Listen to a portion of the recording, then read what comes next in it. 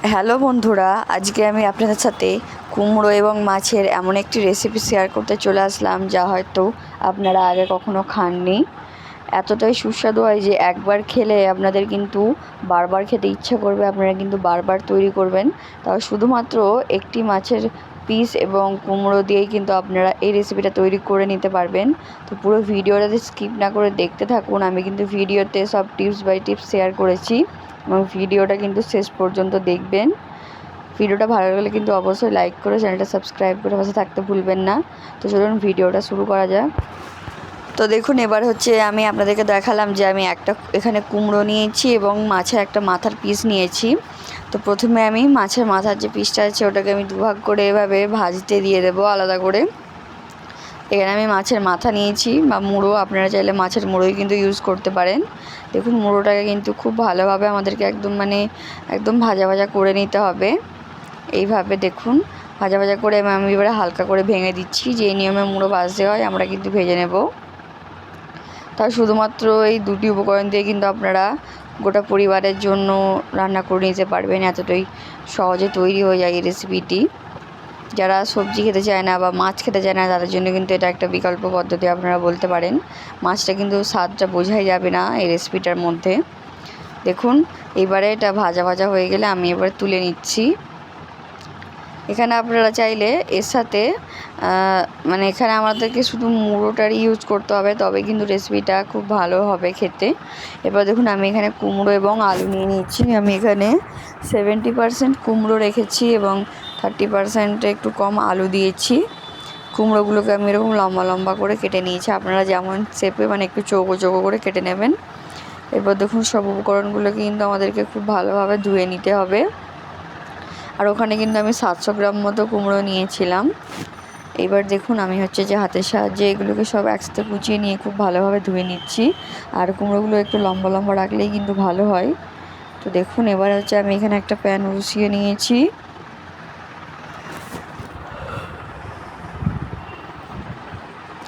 এবার এর মধ্যে আমি সরিষার তেল দিয়ে দিলাম। এই রান্নাটা কিন্তু আমরা সরিষার তেলেতেই করব। সরিষার তেলের এরপরে আমি একটু শুকনো লঙ্কা ছিঁড়ে এর মধ্যে দিয়ে দিলাম, একটা তেজপাতা দিয়ে দিলাম কয়েকটা, আর 5 ফোড়ন দিয়ে দিলাম। শুকনো লঙ্কা, তেজপাতা এবং 5 ফোড়নের ফোড়নটা দিয়ে এবারে খুব ভালোভাবে আমাদেরকে এগুলোকে লাল লাল করে নিতে হবে। এরপর দেখুন, আমি যে এর মধ্যে যে কুমড়ো এবং আলু রেখেছিলাম আমি ভেজে নিচ্ছি। আর এর সাথে কিন্তু কয়েকটা আমি পুঁই শাকের যে ডাঁটা হয় সেটাও অ্যাড করে দিচ্ছি। এটা সম্পূর্ণ অপশনাল, আপনাদের কাছে যদি অ্যাভেলেবেল থাকে তো অ্যাড করে দিতে পারেন, নাহলে কুমড়ো এবং আলু দিয়েও কিন্তু হয়ে যাবে। জাস্ট 2-4টে ডাঁটাই কিন্তু আমি অ্যাড করেছি। এরপর দেখুন, এই সবগুলোকে কিন্তু ভাজা ভাজা করে নিচ্ছি আমি। এইভাবে ভাজা ভাজা করে নিতে হবে। আর এখানে কুমড়ো আর আলুটা দুটোই কিন্তু সেদ্ধ হতে প্রায় সমান সেম টাইমই কিন্তু লাগবে। এরপর দেখুন, আমি এর মধ্যে পরিমাণ মতো লবণ দিয়ে দিলাম, একটু হলুদ গুঁড়ো দিয়ে দিলাম, দিয়ে আবারও ভালোভাবে এগুলোকে ভাজা ভাজা করতে থাকবো। একটু সময় নিয়ে এগুলোকে ভাজতে হবে যেন কাঁচা না থেকে যায় কোনো উপকরণটা, সেটা কিন্তু আমাদেরকে খেয়াল রাখতে হবে। দেখুন,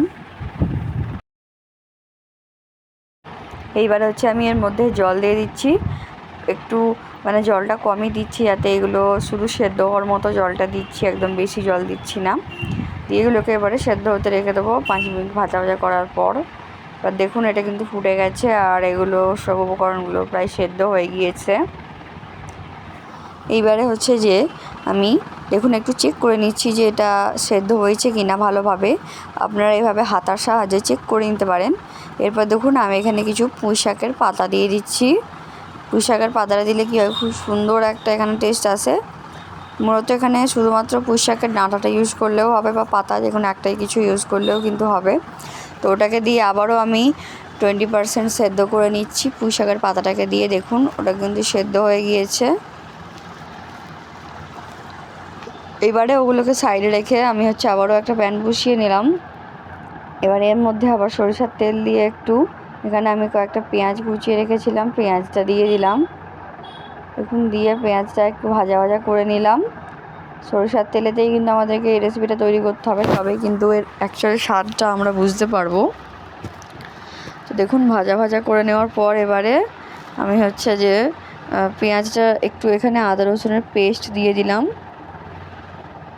আদা রসুনের পেস্ট দেওয়ার পর আবারও খুব ভালোভাবে কষিয়ে নেবো। এরপর একটু লবণ দিয়ে দিলাম আর একটু হলুদ গুঁড়ো দিয়ে দিলাম, দিয়ে খুব ভালোভাবে আমি নেড়ে নিচ্ছি। আবার একটু আমি এখানেতে লঙ্কা গুঁড়ো দিয়ে দিচ্ছি, দিয়ে কষিয়ে নিতে হবে আমাদেরকে মশলাটা খুব ভালোভাবে। দেখুন এক হাতে করে ক্যামেরা করছিলাম, তো সেই কারণে হয়তো ক্যামেরাটা একটু ব্যালেন্স হয়ে যাচ্ছে।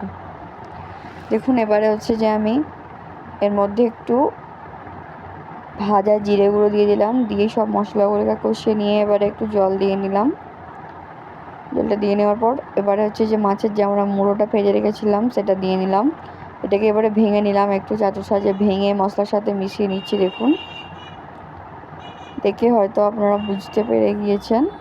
অল্প জল দিয়ে দিলাম যাতে মশলাটার সাথে এগুলো খুব ভালোভাবে মানে এর ভেতরে মশলাটা প্রবেশ করে যায়। এরপর দেখুন খুব ভালোভাবে আবারও এটাকে একটু রেখে দিলাম কষিয়ে নেওয়ার জন্য, চাপা দিয়ে দিলাম। এরপরে আমরা যেটা রেডি করে রেখেছিলাম কুমড়ো দিয়ে আলু দিয়ে, সেই আমি দিয়ে দিলাম এর মধ্যে, দিয়ে খুব ভালোভাবে মিশিয়ে নেব। এই রেসিপিটা এতটাই সুস্বাদু হয় যে এক থালা ভাত কিন্তু আপনারা নিমেষেই খেয়ে নিতে পারবেন। অবশ্যই বাড়িতে ট্রাই করবেন, আমাকে কিন্তু জানাতে ভুলবেন না রেসিপিটা আপনাদের কেমন লাগলো।